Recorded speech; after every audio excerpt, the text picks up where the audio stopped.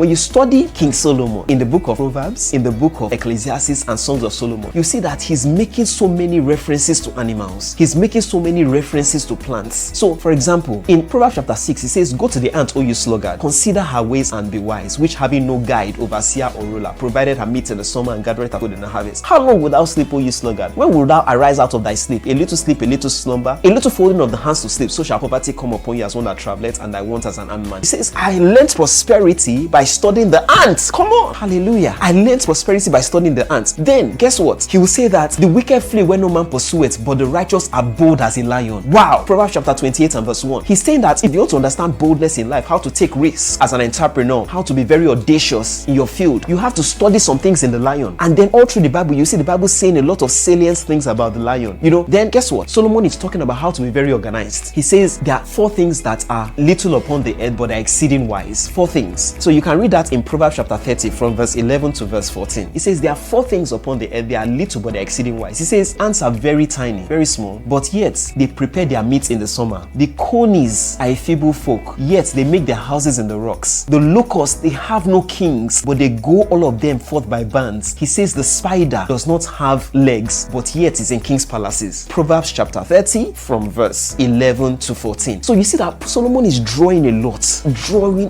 And his father David will say things like the righteous will flourish like a palm tree. He will grow like a cedar in Lebanon. So you see that they are understanding principles of life by understanding what the visible things